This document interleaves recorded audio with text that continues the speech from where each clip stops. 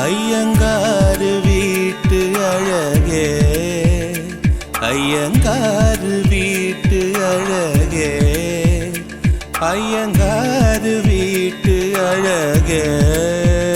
Hi guys, வணக்கம் and welcome to our channel. நீங்கள் பார்த்துருக்குற ட்ரீம்ஸ் ஆஃப் அயன். நான் உங்கள் ரஸ்கிடால். இன்றைக்கி நம்ம அவங்களோட மேரேஜ் ஆஃப் கன்வீனியன்ஸ் பார்த்து நான் இந்த பார்க்க போகிறோம்.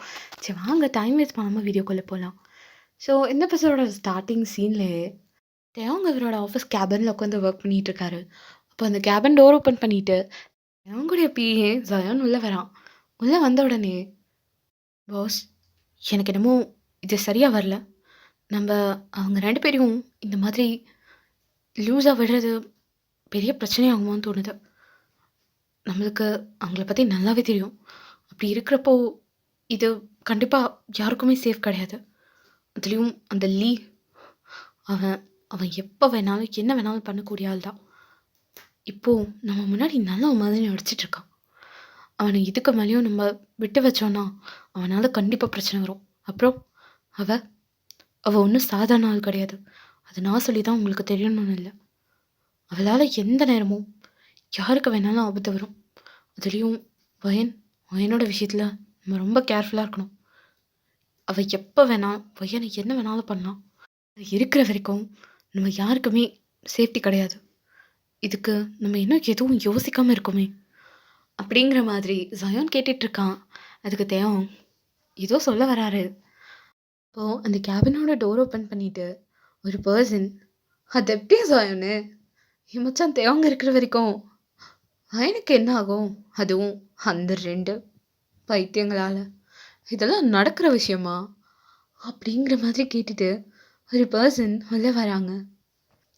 அந்த பர்சனை பார்த்த உடனே தேவங்க லைட்டாக ஒரு ஸ்மெக் பண்ணுறாரு. ஜயனும் ஒரு மாதிரி ஆர்வமாக பார்த்துருப்பான். அந்த பர்சனை பார்த்த உடனே, நீயா அப்படிங்கிற மாதிரி தான் அவனோட லுக் இருக்கு. அந்த பர்சனும் பொறுமையாக வந்து தவங்க முன்னாடி இருக்கிற சேரில் உட்காந்துட்டு, என்ன ஜயனு ரொம்ப பதட்டமாக ஏதோ பேசிக்கிட்டு இருந்த, நான் வந்து தொந்தரவு பண்ணிட்டேனா அப்படிங்கிற மாதிரி அந்த பர்சன் கேட்குறாரு. அதுக்கு ஜயோன், அதான் வந்துட்டல, இவ்வளோ நாள் உன் தொல்லை இல்லாமல் நிம்மதியாக இருந்தேன்டா. அதான் போயிட்டு வந்துட்டே, என்ன ஊரெல்லாம் நல்லா சுற்றிட்டு வந்தியா அப்படிங்கிற மாதிரி ஜயோன் கேட்குறான். அதுக்கு ஜேகே, டேய், நான் ஒன்றும் ஊர் சுத்த போல, பிஸ்னஸ் விஷயமா ஒரு டீல் முடிக்கிறதுக்காக போயிருந்தேன் அப்படிங்கிற மாதிரி ஜேகே சொல்கிறான். ஆமாம், உள்ளே வந்த பர்சன் ஜேகே தான். அதுக்கு ஜயோன்னு, டே போய் சொல்லாதடா, நீயாவது டீல் முடிக்க, அதுவும் ஆஃபீஸ் விஷயமா வெளியில் போனேன்னு சொன்னால் நான் நம்ப வேணாம். அதுவும் நீ போன கண்ட்ரி எது? தாய்லாண்டு. நீ போயிட்டு அங்கே இருக்க பிள்ளைங்களை சைட் அடிச்சுட்டு தானடா வந்திருப்ப. நீ சொல்கிறதெல்லாம் கேட்குறதுக்கு நான் ஒன்றும் அந்த அப்பாவி ஹனாப்பில் கிடையாது, புரியுதா? நான் ஜயோன்னு, உன்னை பற்றி A to Z எனக்கு எல்லாமே நல்லா தெரியும்டா மச்சான் அப்படிங்கிற மாதிரி ஜயோன் சொல்லிகிட்டு இருக்கான். ஆமாடா, ஜயோன், ஜேகே, தயோங் இவங்க 3 பேருமே பெஸ்ட் ஃப்ரெண்ட்ஸ். ஜேகே தயோங்கோட பிஸ்னஸ் பார்ட்னர், ஜயோனோட அப்பாவும் தயோங்கோட பிஸ்னஸ் பார்ட்னர் தான். ஆனால் ஜயோனுக்கு இந்த பிஸ்னஸ்லலாம் பெருசாக இன்ட்ரெஸ்ட் இல்லை. அதனால அவன் தேவனுக்கு பிஏவாக இருக்கேன்னு சொல்லி கட்டடிச்சிட்டு ஜாலியாக சுற்றிட்டு இருக்கான். ஜேகேவுமே அதே தான், பேருக்கு தான் பிஸ்னஸ் பார்ட்னர். ஆனால் முக்கால்வாசி சாருக்கு கண்ட்ரியாக சுற்றுறது தான் வேலையாக இருக்கும். இந்த மாதிரி கண்ட்ரீஸ்க்கு போய் ஜாலியாக என்ஜாய் பண்ணிட்டு வருவாரே தவிர்த்து வேலையெல்லாம் செய்கிறது இல்லைங்க. சரிடி, போதும் ரொம்ப உண்மையை சொல்லாத, நீ கதையை கண்டினியூ பண்ணு. ஐயோ, நீங்கள் சொல்லிட்டீங்க, இதோ நான் கதையை கண்டினியூ பண்ணுறேன். இப்போ ஜயோனும் ஜேகேக்கு பக்கத்தில் இருக்க சேரில் உட்காந்துட்டு இவங்க 3 பேரும் பேசிகிட்டு இருக்காங்க. ஓ, ஜேகே தயவங்க பார்த்துட்டு, என்னடா மச்சான், புது மாப்பிள்ளை ஒரே ஜாலியாக இருக்க போல் இருக்கு அப்படிங்கிற மாதிரி ஜேகே தயவங்க பார்த்து கேட்குறான்.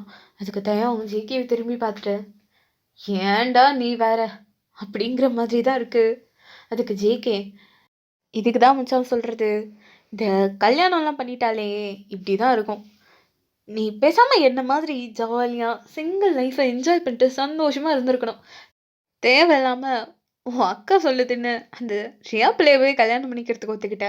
இப்போ பார்த்தா அவள் எங்கேயோ போயிட்டு கடைசியில் பாவம் அந்த காலேஜ் படிக்கிற அந்த சின்ன பிள்ளைய போய் உனக்கு பிடிச்சி கல்யாணம் பண்ணி வச்சிருக்காங்க. அது மட்டுமா, நீயும் அந்த பையனும் எப்போ பார்த்தாலும் எலியும் பூனையும் மாதிரிலாம் அடிச்சிட்டு இருப்பீங்க. ஆனா உங்களுக்கு போய் கல்யாணம் பண்ணி வைப்பாங்கன்னு நான் நினச்சி கூட பார்க்கலடா. ஏதோ உனக்கு ரியா கூட மேரேஜ் ஃபிக்ஸ் ஆனப்போ என்னடா அக்கா பொண்ணையே கல்யாணம் பண்ண போறானா அப்படிங்கிற மாதிரி ஒரு மைண்ட் செட் தான் இருந்தது. ஆனா ரியா போய் உனக்கு வயனை கட்டி வச்சாங்க பாரு, அதை நினைச்சா என்னால இப்ப கூட சிரிப்பை கண்ட்ரோலே பண்ண முடியல. உனக்கு ஒன்று தெரியுமா, நான் இமேஜின்லாம் பண்ணி பார்த்தேன் நீயும் வயனும் அப்படின்னு ஜேகே சொல்ல வரப்போ சயோன் எப்படி ரொமான்ஸ் பண்ணுவாங்கன்னு யோசிச்சு பார்த்தியா மச்சான் அப்படிங்கிற மாதிரி சயோன் கேட்குறான். அதுக்கு ஜேகே சயோனை பார்த்து தூ மானுங்கிட்ட நாயே, அதெல்லாம் ஒன்றும் இல்லடா, இதுங்க ரெண்டும் எப்படி அடிச்சிட்டு சண்டை போட்டுட்டு இருக்கோன்றது தான் நான் இமேஜின் பண்ணி பார்த்தேன். உன்னோட இந்த டர்ட்டி மைண்டெல்லாம் இங்கே காமிக்காத அப்படிங்கிற மாதிரி ஜேகே சொல்லிட்டு இருக்கான். அதுக்கு ஜயோனு அடிச்சுக்கிற மாதிரியா, அட இது அதை விட சூப்பராக இருக்குமே அப்படிங்கிற மாதிரி ஜயோன் சொல்லிட்டு ஜேகேவை பார்த்து கேட்குறான். அப்புறம் மச்சா எப்படி உன்னோட இமேஜினேஷனில் இவங்க ரெண்டு பேரும் எப்படி அடிச்சுக்கிட்டாங்க அப்படிங்கிற மாதிரி ஜயோன் கேட்குறான். அதுக்கு ஜேகே அதுவா, அதை நான் சொல்கிறேன், செம்ம இன்ட்ரெஸ்டிங்காக இருக்கும் அப்படிங்கிற மாதிரி ஜேகே ஏதோ சொல்ல வரான்.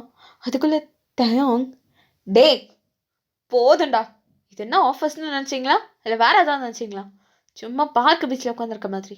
ஏண்டா என் கதையை பீஸ்லன்னா உங்களுக்கெல்லாம் டைமே போகாதுல்ல, மூடிட்டு போய் ஒர்க்கை பாருங்களா அப்படிங்கிற மாதிரி தயம் கத்திக்கிட்டு இருக்கான். இதை பார்த்த உடனே ஜேகேக்கும் ஜயோனுக்கோ ஒரு நிமிஷம் என்ன பேசுறதுன்னே தெரியல. ரெண்டு பேரும் கப்சிப்புன்னு ஆயிட்டாங்க. அதுக்கப்புறம் தயவங்க பார்த்துட்டு ஜேகே ஏன் மச்சான் ரொம்ப சூடாக இருக்கியோ, என்ன காலையிலேயே வயன்கிட அப்படிங்கிற மாதிரி கேட்குறப்போ ஜயோன் என்ன மச்சான் வயன்கிட ஒரே ரொமான்ஸா, அந்த ரொமான்டிக் மூட்லேயே வந்து அதே யோசிச்சுட்டு இருக்கவன நாங்கள் டிஸ்டர்ப் பண்ணிட்டோமா அப்படிங்கிற மாதிரி ஜயோன் கேட்டுட்ருக்கா. அப்போ ஜேகே ஜயோனை திரும்பி பார்த்துட்டு ஏன்டா நீ வேற அப்படிங்கிற மாதிரி தான் பார்த்துட்ருக்கான். அதுக்கு தயோங் ஜயோன் ஜயோன் இங்கே வாடா அப்படிங்கிற மாதிரி கூப்பிடுறாரு. ஜயோனோ என்ன மச்சான் அப்படிங்கிற மாதிரி கேட்டுட்டே ஜயோன் கிட்ட போகிறான். போன ஜயோனை பின்ன கழுத்து பிடிச்சி அவன் முத்துக்கள்லேயே 2 அடி கொடுக்குறாரு. ஜயோன் அந்த அடியை வாங்கிட்டு ஐயோ டே வலிக்குதுடா, எதுக்குடா இப்படி அடிச்ச அப்படிங்கிற மாதிரி ஜயோன் கேட்குறான். அதுக்கு தயோங் டேய் 2 அடியோட போச்சேன்னு அமைதியாக ஓடிடு, இதுக்கு மேலே ஒரு வார்த்தை வாயிலேருந்து வந்துச்சு அவனே உன்னை நிற்க வச்சு சமாதி கட்டிடுவேன் அப்படிங்கிற மாதிரி தயோங் சொன்னதை கேட்ட உடனே ஜயோனுக்கெல்லாம் ஐயோ சாமி இதுக்கு மேலே எனக்கு இதுக்குடா வம்பு, அம்மா என்ன அடி டே எல்லாம் மனுஷனா இல்லை வேற ஏதாவதாடா அப்படிங்கிற மாதிரி சொல்லிட்டு ஜயோன் வந்து சைலண்டாக ஜேகே பக்கத்தில் உட்காடுறான். இவ்வளோ நேரம் ஜேகே அவனோட சிரிப்பு கண்ட்ரோல் பண்ணிட்டு உட்காந்துருப்பான். அந்த ஜயோன் தயோன் கிட்ட வாங்கின அடியும் பார்த்து இப்போ புலம்பதையும் பார்த்து அவனால சிரிப்பு கண்ட்ரோலே பண்ண முடியல. ஜயோனை பார்த்தா பயங்கரமாக சிரிக்கிறான். என்ன ஜயோனு அடி பலமோ அப்படிங்கிற மாதிரி கேட்குறான். அதுக்கு ஜயோனு ஏண்டா நீ வேற, அம்மா வலி உயிர் போதுடா, எப்படி 2 அடி தான் அடித்தான், முதுகில் ஏதாவது எலும்பு உடஞ்சிருச்சான்னு தெரியல, அம்மா வலிக்குது அப்படிங்கிற மாதிரி ஜயோன் அவன் முத்துக்க தேய்ச்சிட்டே உட்காந்துருக்கான். பாவம் அடி சரியாக விழுந்திருக்கும் போல. அதுக்கு ஜேகே ஆமாடா மச்சான் எனக்கும் பயமாக இருக்குது, அவன் அடித்த ஃபோர்ஸில் ஒருவேளை முதுகில் முடிஞ்சிருக்குமோ அப்படிங்கிற மாதிரி ஜேகே கேட்க ஜயோனுக்கெல்லாம் பக்குன்னு ஆகுது. என்னடா சொல்கிற, ஒருவேளை உடஞ்சிருக்குமோ, அம்மா லைட்டாக வலிக்குதுடா, நீ சொன்னது கேட்டதுமே ரொம்ப பயமாக இருக்குடா மச்சான், எனக்கு ஏதாவது ஆகிடுமாடா அப்படிங்கிற மாதிரி ஜயோன் அழுதுகிட்டே கேட்குறான். அதுக்கு ஜேகே ஒருவேளை இருக்குமோ, அப்போது இதுக்கு மேலே உன்னால் எழுந்து நடமாட முடியாதாடா, படுத்த படுக்கையாக தான் கிடக்கணுமோ, முதுகெலும்பு உடஞ்சிட்டா ஒன்றுமே பண்ண முடியாதுடா ஜயோனு அப்படிங்கிற மாதிரி ஜேகே சொல்ல ஜயோனுக்கெல்லாம் இங்கே உயிரே போகிற மாதிரி இருக்கு. அப்போது இது எல்லாத்தையும் பார்த்துட்டு இருந்த தேவனுக்கு இவ்வளோ நேரம் இருந்ததையும் தாண்டி இப்போ ரொம்ப அதிகமாக சிரிப்பு வருது. அவர் அவங்க 2 பேரையும் பார்த்து சிரிச்சுட்டே சரி சரிடா ஓவர் ஆக்டிங் பண்ணது போதும், 2 பேரும் உட்காருங்க அப்படிங்கிற மாதிரி சொல்ல, சயோன் அவனோட முதுகு பிடிச்சிட்டே சைலண்டா அங்க உட்காரான். அவன் எதுவுமே பேசல. திரும்ப ஏதாவது பேசி அவனுக்கு அடி வாங்க தெம்பில்ல. அதனால அவன் அமைதியாவே உட்காந்துட்டு இருக்கான். அப்ப ஜேகே திரும்பி தயங்க பார்த்துட்டு, என்னடா எதுக்குடா அவனை அடிச்ச அப்படிங்கிற மாதிரி ஜேகே கேட்கறதுக்கு, பின்ன தேவையில்லாம பேசிட்டு இருக்கான் அப்படின்னு தேவங்க சொல்றாரு.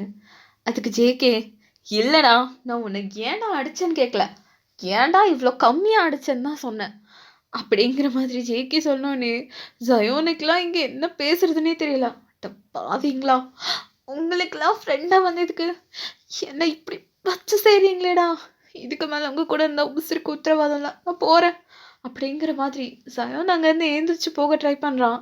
ஆனா ஜேகே அவனோட கையை பிடிச்சு அவனை அழுத்தி சேர்லயே உட்கார வச்சிடுறான். டேய் எங்க போற, இவ்வளோ நேரம் பேசினல்ல, 2 அடி வாங்கினதுக்கே எஸ்கேப் பண்ணா எப்படி, வெயிட் பண்ணடா அப்படின்னு சொல்ல, இதுக்கு மேல இவன் கிட்டலாம் என்னால் அடி வாங்க முடியாதுடா, என்னை விட்றா நான் போறேன் அப்படிங்கிற மாதிரி சயோன் அழ மாதிரி போயிடுறான். இதை பார்த்த உடனே ஜேகேக்கும் தேவனுக்கும் பயங்கரமா சிரிப்பு வருது. அப்ப ஜேகே, சரிடா சரிடா, ஏதோ என்ன நம்ம மச்சான் தானே அடிச்சான், தெரியாம அடிச்சுட்டு அவனுக்கு வலிக்குதாடா, அவன் கை பூ மாதிரி ஒரு குழந்தை மாதிரி இருக்கும், அவன் அடிச்சு வலிக்குதுன்னு சீன் போடுறியாடா அப்படிங்கிற மாதிரி ஜேகே ஜயோனை பார்த்து சொல்ல, அதுக்கு ஜயோன், எது பூ மாதிரியா, குழந்தையா, டேய் நல்லா பாருடா எப்படி போட்டு அடிச்சிருக்கா, வலிக்குதுடா, வலி உசுர் போகுது, நீ என்னடா அவன் குழந்தையா, உன்கிட்ட 2 அடி வாங்கினதாட தெரியும், வாங்கினவனுக்கு தான் வலி தெரியும் அப்படிங்கிற மாதிரி ஜயோன் அழுதுட்டே சொல்லிட்டு இருக்கான். இவங்க 2 பேருக்குமே சிரிப்பு வந்துட்டே இருக்கு. அவங்க அவனை பார்த்து சிரிச்சிட்டு இருக்காங்க. இதுக்கு ஜயோன்னு, டேய் என்ன அடிச்சுட்டு சிரிக்க வேற செய்யடா கரடி பயலே அப்படிங்கிற மாதிரி தயவங்க பார்த்து சொல்றான். தயவங்க லைட்டா ஜயோனை பார்த்து மறைக்கிறாரு. உடனே ஜயோன், ஐயோ என் வாய் தான், எனக்கு வாயில தான் நீ நினைக்கிற, ஐயோ டே டே மறைக்காதடா, இதுக்கு மேலெல்லாம் என்னால் அடி வாங்க முடியாது, போதும்டா இதோட நிறுத்திக்கலாம் அப்படிங்கிற மாதிரி ஜயோன் சொல்கிறான். அதுக்கு உடனே ஜேகே, இப்போ என்னடா உனக்கு வலிக்கு தானே செய்யுது, இந்த வலி போகணும்னா நான் வேணா உனக்கு மருந்து வாங்கி கொடுக்கட்டுமா அப்படின்னு ஜேகே ஜயோனை பார்த்து கேட்குறான். மருந்தா, இவன் அடிச்ச அடிக்கே ஆப்ரேஷன் பண்ணாதான் வலி தீரும் போல் இருக்கு, மருந்துன்னு சிம்பிளாக முடிக்கிற, டேய் இது அந்த மருந்து இல்லை, வேற மருந்து, நீதான் அடிக்கடி கேட்பியே அப்படிங்கிற மாதிரி சயோனை பார்த்து சொல்ல, இவ்வளோ நேரம் வலியை துடிச்சிட்டு இருந்த சயோனுக்கு இந்த வார்த்தையை கேட்ட உடனே கண்ணில் ஒரு பல் தெரியுது. அவன் ஜேகேவை பார்த்துட்டு ஒரு மாதிரி சிரிக்கிறான். சிரிச்சுட்டே, என்ன மச்சான் அந்த மருந்தா அப்படிங்கிற மாதிரி ஒரு மாதிரி ஆசையை கேட்குறான். இது கேட்ட உடனே ஜேகே, பாத்தியாடா இவ்வளோ நேரம் வலிக்குதுன்னா இப்போ என்னன்னா மருந்துன்னதும் எப்படி சிரிக்கிறான் பாரு, இவனுக்கு வலி இல்லை சும்மா நடிச்சுக்கிட்டு இருக்கான், இன்னும் 2 அடி போடு, அப்போதான் இந்த மாதிரியெல்லாம் நடிக்க மாட்டான் அப்படிங்கிற மாதிரி ஜேகே சொன்ன உடனே ஜயோனுக்கு, டேய் எனக்கு மருந்து வேணாம் ஒன்றும் வேணாம், போங்கடா, நான் ஹாஸ்பிட்டலுக்கு போகிறேன் அப்படிங்கிற மாதிரி ஜயோன் அங்கேருந்து போகிறப்போ தயோங் ஜயோனை கூப்பிட்டு, டேய் இப்போ அல்பையாக நடிச்சது அதுக்கு தானே, சரி வா, உன்னை வேற இன்னைக்கு அடிச்சிட்டேன், உனக்கு என்ன வேணுமோ நான் வாங்கி கொடுக்குறேன் அப்படிங்கிற மாதிரி தயோங் சொல்கிறாரு. இது கேட்டோடனே ஜயோனோட கண்ணில் அப்படியே 1000 வாட்ஸ் பல்ப் எரிஞ்ச மாதிரி ஒரு சந்தோஷம். அவன் உடனே தயோங்க பார்த்துட்டு, அப்படியே மச்சான் அப்போ நான் எந்த கேட்டாலும் வாங்கி தருவியா, சரிடா அப்போது வாங்க போகலாம், இதுக்கு மேலே எதுக்கு வெயிட் பண்ணிட்டு, டைம் ஆயிடுது, கடையை க்ளோஸ் பண்ணிட போகிறாங்க அப்படிங்கிற மாதிரி சயோன் சிரிச்சுட்டே சொல்லிட்டு இருக்கான். தயோங்கும் ஜேகேவும் அவனை பார்த்துட்டு, இவன் திருந்தவே மாட்டான்டா, சரி வா போகலாம், அதான் வலிக்குது அப்படின்னு சொல்லி இவ்வளோ நேரம் சீன் போட்டான்ல, அதெல்லாம் இதுக்கு தான் அப்படிங்கிற மாதிரி ஜேகே சொல்லிட்டு இருக்கான். அதுக்கு ஜயோனு, அதெல்லாம் ஒன்றும் இல்லைடா, இப்போ எனக்கு மனசு ரொம்ப கஷ்டமாக இருக்கு, என் மச்சான் என்ன அடிச்சிட்டான், என்னால் இந்த வலியை தாங்கவே முடியல, அதான் புட்பட்ட நெஞ்ச என்னது மருந்து சாப்பிட்டு ஆற்றணும்னு, அதுக்காக தான் கேட்குறேன், ஆனால் உங்களுக்குலாம் என் மேலே பாசமே இல்லைல்ல அப்படிங்கிற மாதிரி சயோன் ரொம்ப ஓவர் ஆக்டிங் பண்ணிட்டு இருக்கான். அதுக்கு தயாங், நாயே குடிக்கிறதுக்காக இந்த மாதிரி அல்பையா நடிக்காத. உனக்கு இப்போ என்ன குடிக்கணும் அதானே? நீ குடிக்க வேண்டாம், உன்னை நான் அதுலேயே குளிப்பாட்டுறேன், வா போலாம் அப்படிங்கிற மாதிரி சொல்லிட்டு அவங்க 3 பேரும் அங்கேருந்து கிளம்புறாங்க. ஸோ இதோட இந்த எபிசோட முடிச்சுக்கிறேன். சாரிடா, என்னால் வந்து எபிசோட்ஸ் ஒழுங்காக ரெக்கார்ட் பண்ண முடியல. எனக்கு சிஏ எக்ஸாம்ஸ் போயிட்டுருக்கு. இன்னொரு 2 வீக்ஸ்க்கு நான் ரொம்ப ஒரு டைட்டான ஷெட்யூலில் மாட்டிக்கிட்டேன். இந்த வீக் ஃபுல்லாக எக்ஸாம்ஸ், நெக்ஸ்ட் வீக் ஃபுல்லாக ஃபெஸ்டிவல் டைமில் கண்டிப்பாக ரெக்கார்ட் பண்ண முடியாது. பிகாஸ் வீட்டில் ஃபுல்லாக ரிலேட்டிவ்ஸ் அப்படின்னு சொல்லிட்டு சலசலப்பாக இருக்கும். கண்டிப்பாக ரெக்கார்ட் பண்ண முடியாது. நான் முடிஞ்ச வரைக்கும் இந்த 2 டேஸில் எனக்கு டைம் கிடைச்சா ரெக்கார்ட் பண்ணி வச்சு நான் எடிட் பண்ணி போஸ்ட் பண்ண ட்ரை பண்ணுறேன். சரி, ஓகே, இந்த எபிசோட் எப்படி இருந்துச்சுன்னு தயவு செஞ்சு கமெண்ட் பண்ணிவிடுங்க. டாடா, பாய்.